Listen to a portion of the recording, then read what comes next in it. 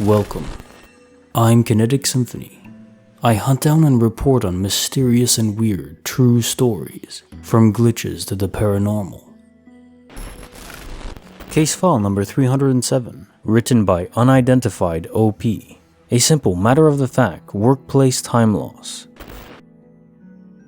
So it's my second day there, but I have found the basic needed facilities like the toilet, staircase, lift, emergency exits, and so on. For the level I'm on, the toilet is one way, so there's a corner you turn to get to the toilets. At this corner, there's a camera that points away from the doors. Thus, if you have to go to the toilet, you would naturally pass by the camera twice. I go to the office, set down my things, and went to use the toilet, and headed back to the office where I saw my supervisor and the other person I'm supposed to be shadowing. The rest of the people on the team were also standing over my stuff, talking and looking concerned. When I entered, one of my friends, who was also an intern at that place, saw me and honestly said, "She's back," with so much relief. I looked very confused and said I just went to the toilet. My supervisor just said, "You were in the toilet for 2 hours?" What? No, I was there for 10 minutes max. Then where have you been? We all thought you were missing. What? I just got here and went to the toilet. Did no one go to check the toilet? We did, but no one was inside. What? Well, at least you're okay. Back to work. I was still confused, but brushed it off. During some free time in between tasks, I went to see the security officer and asked to see the camera footage of the toilet on my level. He showed me and saw I had only passed the camera 2 times, and in between them, I saw one of my colleagues going into the toilet and coming out a few minutes apart. I thanked the officer and went about my work. So yeah, I disappeared for 2 hours in my workplace toilet that has only one entrance and one exit, with security cameras. Edit. There are so many comments saying if this was the first time.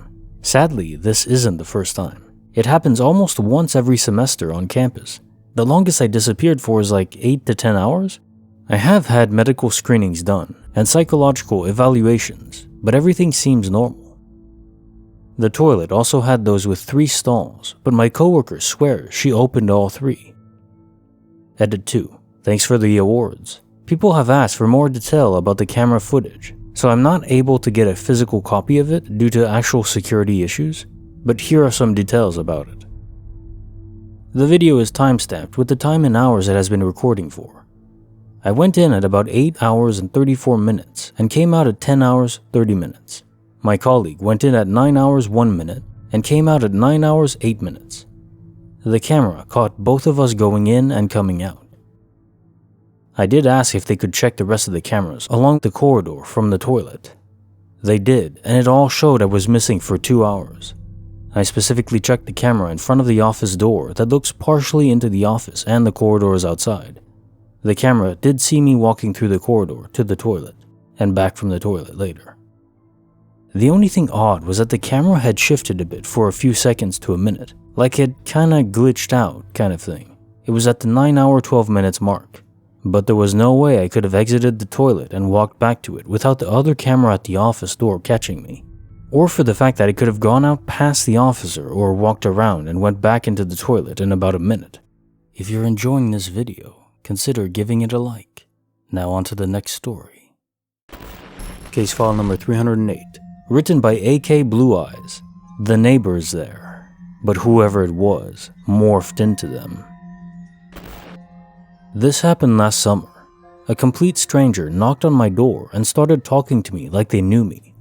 I had no idea who it was, but something told me to play like I knew them. I looked down at their shoes. I recognized the shoes and leggings of my next door neighbor. The voice was theirs. I looked up and their faces morphed into my neighbor's faces. I said I had a headache and went back inside. I started crying. I thought I lost my mind. I went to my doctor. She said, "Oh, you had an atypical migraine. It happens." Okay. My husband came home from working out of town. The neighbor comes over and says hi. My husband kinda acted rude. As soon as she left, he looked at me and said, "Who the F is that?" I said, "It's a neighbor."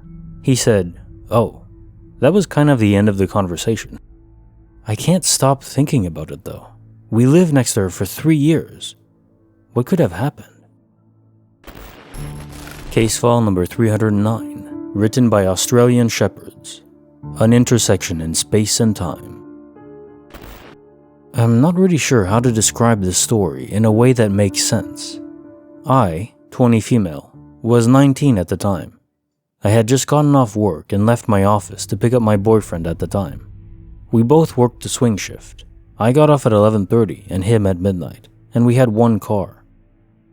Anyways, I had just gotten off the highway and was turning onto the street his office was on. About a quarter mile down that road, there was an intersection and the light was red. It was also filled with smoke, and there were some boys standing in the intersection. I think they were crossing a street. The intersection also had a high school campus on it, and the football field was directly next to the street. As I pulled up to the intersection, I slowed down and stopped way earlier than I needed to because the scene was weird. I could see more people standing in the smoke and some boys in the football field. Then, a loud, dusty old sedan drove through the intersection, on red, and sped off in the direction I was headed. People started getting out of the cars and running down the street towards me. The van in front of me was slowly backing up too. I noped out of there, made a U-turn in the middle of the street and drove back towards the highway. As I drove away, I started to hear gunshots. I called my then boyfriend to tell him it was going to take me longer to pick him up. I told him what happened and I was pretty panicked. I picked him up and we went home. At home, I looked up the news and checked it for days. I never saw a thing. I also looked up the intersection to see if any news would pop up, and Google Maps said there was a gas station and a Walgreens. I did some more research. The high school I had seen hadn't existed in 40 years. The next night, when I was driving to pick up my boyfriend, I paid attention to the intersection. No high school. Bonus file, written by No Name Maddox. Little People in the Woods. I'm not sure if this is the right place for my experience, but the post here jogged an old hidden memory from my childhood that I now need to get off my chest. In 1999, I was 7 years old, playing in the woods with my friend Charlotte. We were standing at each end of a big log in the woods when I noticed movement in my peripherals. I tried focusing my periphery to catch a detailed look. I see similar movement often when we're in the woods and always disappears, more like scatters, before I turn to look. My heart skipped a beat when I could make out a group of little people looking up at me as well. I was frozen in the pose I was playing in. After a few seconds, I realized Charlotte had stopped narrating our play and was frozen in place as well, staring at me but focusing on them.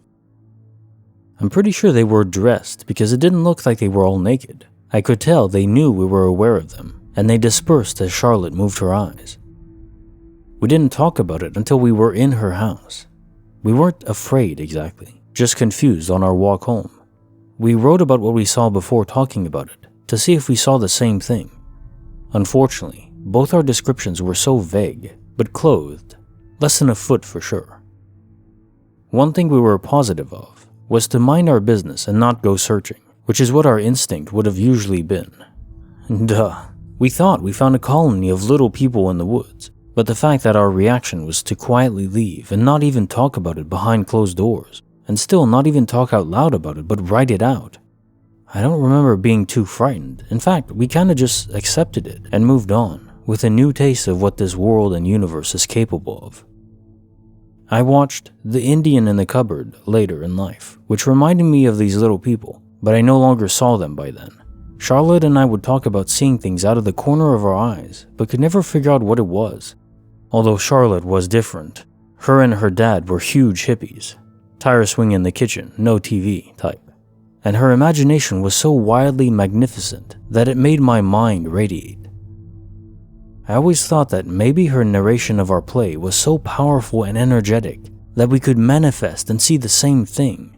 Little people were never playing any parts in either of our imaginations though. In fact, when we both confirmed what each other saw, we were kind of in awe that we've never even dreamt of tiny people in this universe. Case notes.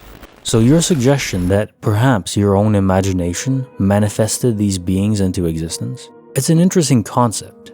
If I go back to just raw science as we understand it now, to manifest anything in the universe is possible. It's simply a matter of converting energy to matter. A matter of. But the issue with this is it takes an enormous amount of energy. I mean, that's the whole thing with splitting the atom and creating nuclear energy. There's so much energy reserved in just the bonds of atoms. The energy in them is immense. So if you had enough energy to create little people from nothing, it wouldn't really fit in this universe as we understand it. Maybe there's something else. Maybe your imaginations were able to pull them from another universe, so you're not creating them, you'd just be transferring them from another parallel universe. We have no idea how much energy that takes or how it even works, but maybe.